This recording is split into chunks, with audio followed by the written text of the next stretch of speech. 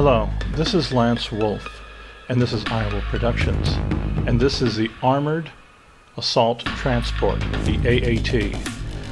This project goes way back to the very beginning. Back in '92, what I started off doing originally was I had just taken an introductory to science, or introductory to psychology through science fiction, to try to be a better writer, to get into the minds of the writer or the characters. But also at that time, was at the genesis of the story, was I was actually building models, coming up with everything I thought the model would need for the story, and then helped allow the model to drive the story. So the things that went into the model I could then write about. And so I tried to give logical progression, tried to come up with things to service the story as best I could. And I wound up with this vehicle, and over time the vehicle became so much more. And at one time I had to finish the vehicle off very fast, putting not the attendant cockpit or guns that I wanted on the sides. I was going to try to use it for a studio submission. I always knew I'd be coming back to it and redesigning it. So and it sat forever. And in 2013, I started an 18-month redesign and refit, which meant since the story had since evolved, the features that this hovercraft needed, and as with most of my designs, using the laws of parsimony, the simplest idea is the best. Also economically and philosophically, and that pushes all my designs. And so what did this actually need? And I had to design it from the inside out so it would serve the story and the economy of the time, and the type of weapons that would be on it would also reflect weapons from the past. The weapons would show, basically a lot of the weapons mirror weapons of the 20th century, such as the weapons are influenced by American, Russian, and Chinese design. So that was kind of one of the things that went into it originally, that these would just be updated versions of these type of weapons. So the names of the weapons are technically based on real weapons, just run through the sci-fi filter, as it were. And also, because I have no budget, I'm your typical starving artist, so the project would start and stop based on just what I had to do to it. And then after I redesigned the cockpit, and I wanted the cockpit to have certain themes, I always like putting primal themes in work, and I was hoping to make it like an elephant. That's why I refer to it as a mammoth. And I wanted to have sort of a primal, strong look about it, so I thought of an elephant. But in doing so, the grenade launcher, flare launcher on the side now had to be redesigned and moved outward so it could clear the cockpit. And doing that, first of all, just locating the parts and trying to figure out a mechanism that would work. So I found these great headphones that were a toy headphone that had a little, the hardware and device on the inside allowed it to snap as you turned it, which means it would hold its place, and it had just enough tolerance and tension that it would hold the weight of the grenade launcher in whatever direction I put it. But again, the plastic was a certain type. I had to alter the mechanics of it so it would start and stop and not completely just fall over or spin around. So those are the kind of things that go into the design, and it had to suit a certain look. Of course, I've updated the model on so many ways. And the other thing is the hovercraft comes in for landing once it's dropped out of a ship, and the side guns had to be designed in such a way that they could aim under the hovercraft as it came in for a landing. So that was part of the new redesign. And then using the laws of parsimony, what kind of budget would there be to do this vehicle in the future? Is this something that comes off an assembly line, or is it something that's more been custom or outfitted? Are each one of them different? And this allowed a lot of extra work that was done in stages. And I would work on it for a bit and would shut down. A lot of times you'll see in other videos, you'll see it sitting on the table because I was working on 3 models at once, and it got too much trouble to put it on the back on the shelf. So in many cases it was always just left covered with a plastic sheet as I would come back to it, based on budget and time. And in most cases there is no budget for any of this. I'm using parts that go back over 20, 30 years that I have tons of parts for, and I can usually just hit my bends, look for the part that suits suits what I need, and then alter it and then work on it. And if it doesn't work, I can just endlessly just dig out something else. So I wasn't sure how well this was going to work, but it pulled off. It came off really nice. It gave me the kind of utilitarian look I wanted for it. And this was going to be the last thing for the hovercraft, and the other thing was fixing the radar dish. So in some earlier drawings and artwork, which you can see on my Behance portfolio page, you'll see that the radar looks a little different. What happened is the radar kept getting broken, and it was one of those things where friends do not realize just how delicate these models are, and everybody goes, "Oh, can I?" and they go to touch it and before you can say, "Don't touch it," they go, "Oh," and of course it would snap. And it was one of those deals where how many times, I'd have to break, it got broken, and the parts were off of it was off of a German tank. It was a German anti-aircraft tank, so it had a radar, and so the part was really hard to find a new piece and try to make it stronger, and then of course update the radar as I went along. So these were the two last things that had to be updated that I bothered to take time-lapse footage of. And I would have liked to have gone and zoomed in more, but when you're doing this and coming back at it, having to pay attention to the camera, this isn't so much a how-to. This is just a documentary sense. It's like Mythbusters. They talk about doing something. They do a really ridiculous high time lapse, and then you see the finished product.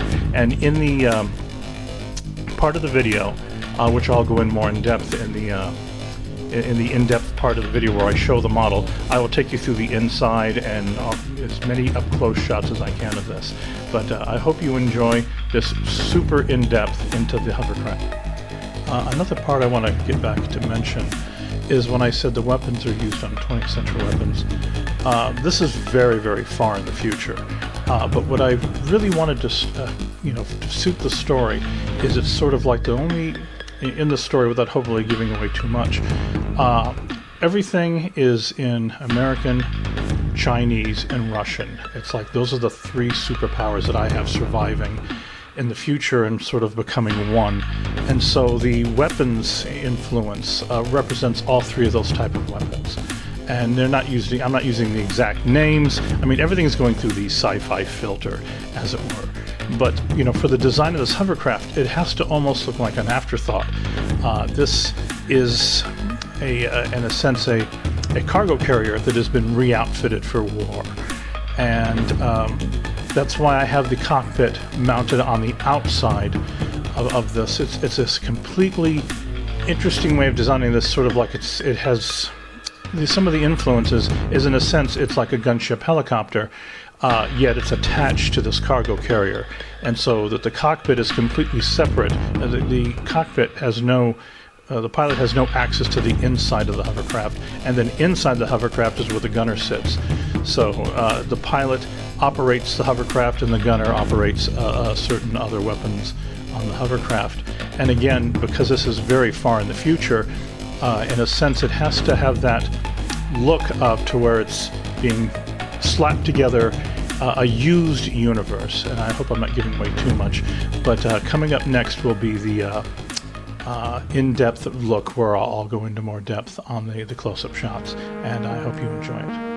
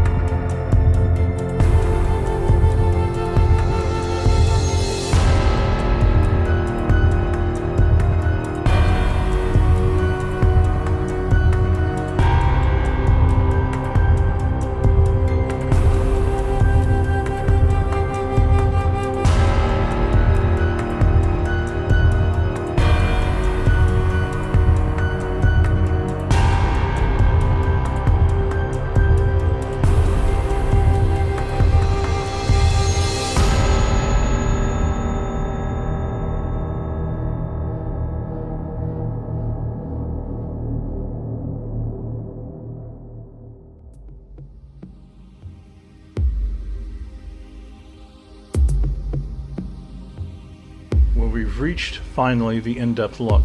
I tried to shoot this in so many different types of dynamic lighting, all just different types of light, so it could be seen in so many different variations to point out all the elements on it. Now that right there is a salt separator. That's something that's integral to the story, which I won't say anything more than that. But it's basically like an environmental air scrubber. It's the kind of concept here would be it would filter out any poisonous gas or anything in an environment. And the hovercraft basically uses quantum trapping, so it's constantly, it floats on a levitating current, using quantum trapping to generate a magnetic field, and a quantum trapping field, I should say, and that's what gives it its lift, and then it's pushed around by jet engines. And the engines are a similar concept to the Harrier jet. The Harrier jet has 4 dedicated nozzles. 2 are cold flow. They go out the sides, and that's what would turn it. Then the other 2 would be near the rear, and that would turn the aft section. And then the aft blast is hot, and that goes directly out the back. So that was the concept for the hovercraft, and it had to have this massive intake. And then again, I tried to use the concepts and elements of an elephant. I always like to try to put something primal, if I can, in a design. When I did the Scythe, one of my warships, if you look at the cockpit, everyone recognizes some of the parts I use, but technically I was doing it as a diamond head on a snake, like a rattlesnake's diamond head shape, which was what inspired that look to kind of give it an aggressive profile. And that was the same thing here. I wanted the cockpit to be slung far enough out that it could see as it was coming in for a landing, which you'll see another artwork. And then all the multiple ways this hovercraft worked. I really worked out every inch of this hovercraft. You know, there isn't just, I mean, there are greeblies all over it, but in a sense, every greebly served a function. And that's how the hovercraft came about, from the antennas, which I love the totalitarian look of the Nostromo from Alien, with its communication antennas, so that was a little bit of inspiration for that. But every part of this was worked out and really thought out, and it took, you know, years to some degree over it sitting over time and keep coming back to it and working on it. But everything has a function and a functionality in place. Now, there is no budget, so I couldn't put any LEDs in it other than some little LED toys that worked out. I originally envisioned them sort of like if you used a water bottle with a light in it, was how I wanted it to somewhat look. Sort of like the old lights you'd see in World War II, where you had a glass bulb wrapped with a metal wire. And so that's sort of some of the inspirations for this, like sort of World War II. That's another reason why everything has that sort of gunmetal gray design. There's no style in it. It's a war machine. It doesn't need to be pretty. It just needs to be painted for the elements, and that's why there aren't fancy colors or things like that. It's a machine. It's a workhorse. And it's inspired sort of by elements of World War II, except we're, you know, almost hundreds of years in the future. And that's how everything comes about. And then how could I create this like a gunship to where it would serve so many needs? You know, a converted transport where you could put different armaments on it, and that was what fueled the design. And so I tried in many shots as I could to show you it from every angle so you could get a feel for it. And then once we go in the inside, you'll see that it is lit, but I'll reveal that at the end of this video, and you'll see how it was lit. And the reason why was simply for budget. It was just the only way I could come up with where I could light it proper.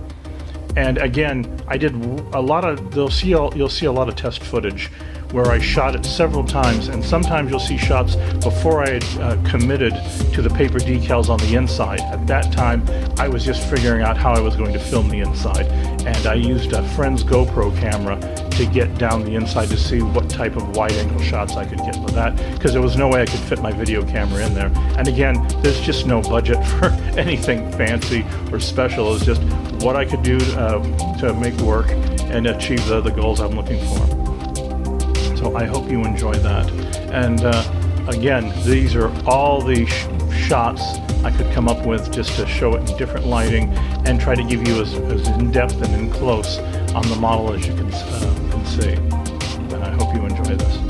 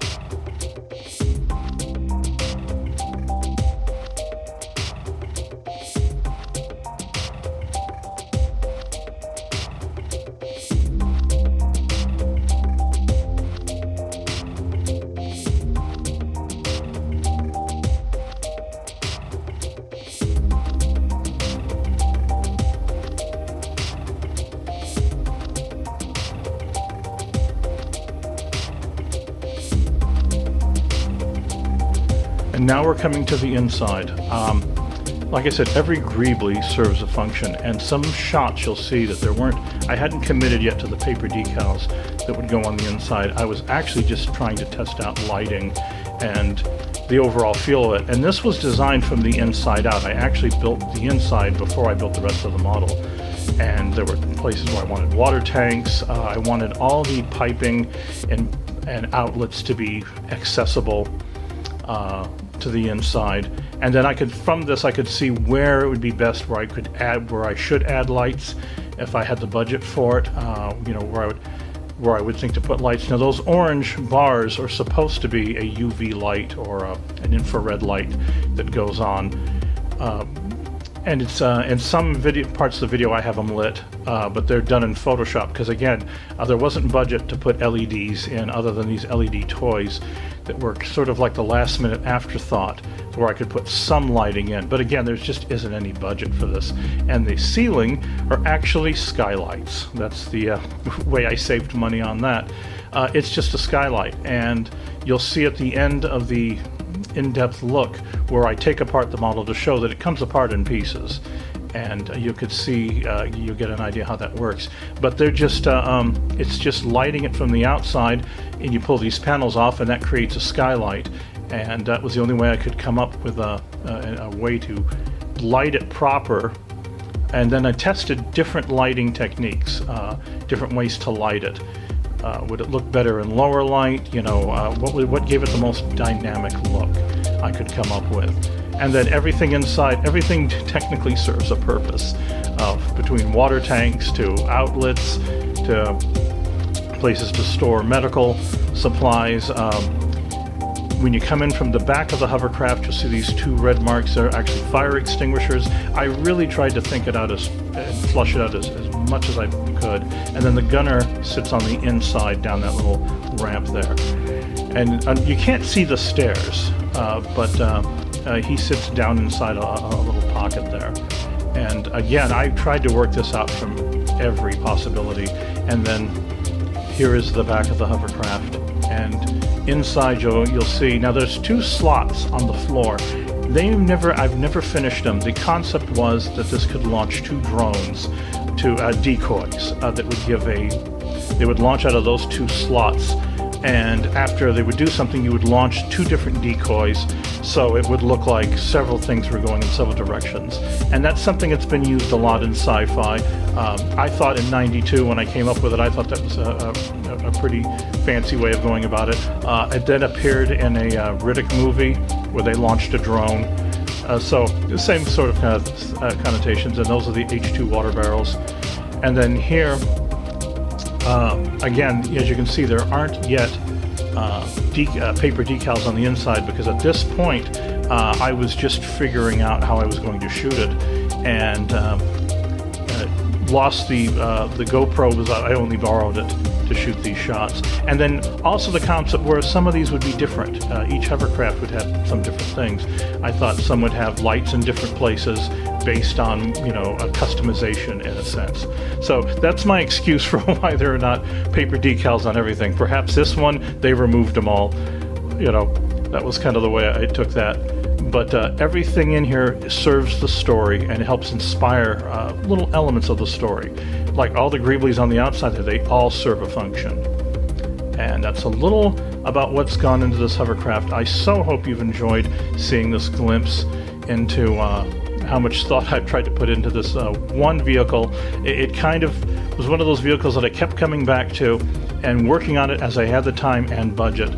If I'd had the budget, I would have done it a lot quicker, but literally it took 18 months of refit, bringing it back to life, adding the new cockpit, adding new guns that could aim under, and then working out all the details inside and what was determined, what would need a sticker or you know, a paper decal and what wouldn't. And then again, all these things were all things that served the story. So again, thank you again. I hope you enjoy this look into my world and my graphic novel or interactive novel or whatever this is going to eventually be. But as a typical starving artist, what helps drive my work is the fact that there isn't any money. And this shows you what you can do when all you have is a bunch of cardboard and model parts and an idea that seemed simple at the time but would take you forever to realize. I was also thinking for a lot of the influence here was studying World War II battleships and submarines, where all the conduits, you know, access to everything that makes it work is mounted in the hallways but in the ceiling. And that was really what drove most of the design. And then I also wanted to play with lighting, with these skylights. To, of course, that corner there needs a little bit more light. But also, you know, this is a warship. When it's at night, you know, you want to be able to adjust the lighting. And here's more dynamic lighting, I thought, during a night deployment. This would be a cool way of dimming the lights. I even thought that the yellow panels on the side there could actually have a type of light wavelength that can't be seen by the human eye and only be seen by the goggles that the soldiers are wearing. Those are certain concepts that went into it. You know, I got to be careful not giving away too much of the story. But here I'm using a GoPro to get these shots. And everything in there, that's where the gunner is, down that stairwell. And that's the access to the top. The gunner, I had to build the gunner, and I thought I would stick the camera in through the side there and you'd see the gunner from the back, so I only designed him to be seen from the back. There's the fire extinguishers. And the ramp also, when it closes, provides waist protection so when you open, you get a little bit of extra protection. And that's a little went into it. And now I wanted to go a little more in depth on the weaponry and show you really close-up shots. These weapons were very radical designs for me.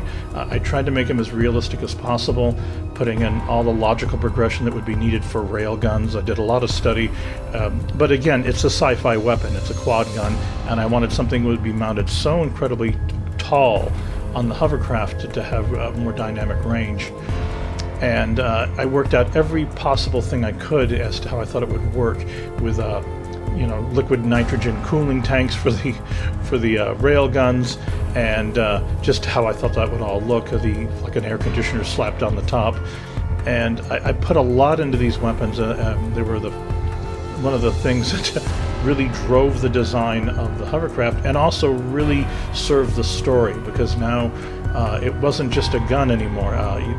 The story now, because this vehicle could have so many different functions and serve so many different needs, it really helped service the story.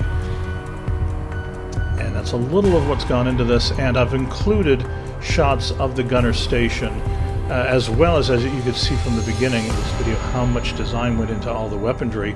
I worked out everything for the gunner station, how to operate these weapons.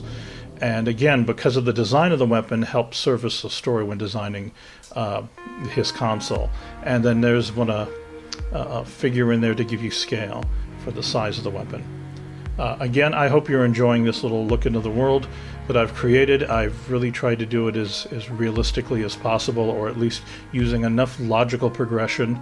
I'm trying to make it look as realistic as possible to some degree, which a lot of research went into studying rail guns.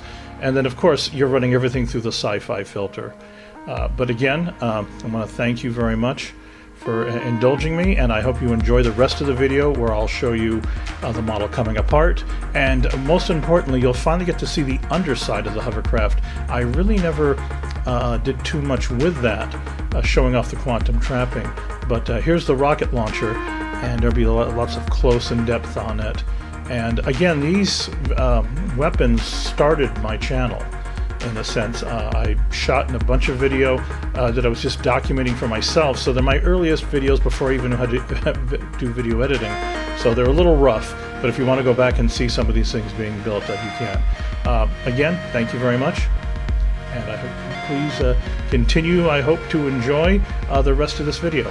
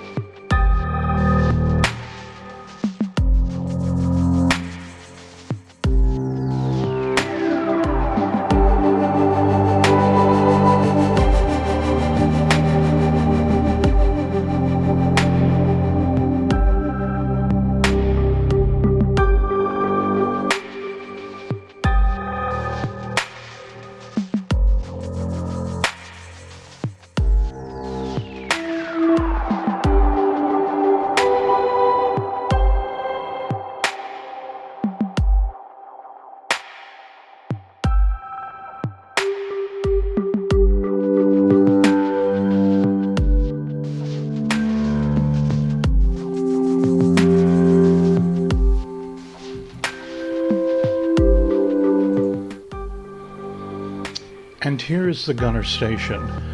This was a unique project because I knew what limited space I had inside the model, and what helped drive the design was I built the model first, setting up all the things that the story required, all the things I wanted in it, and then the unique design of having the gunner sitting on the inside.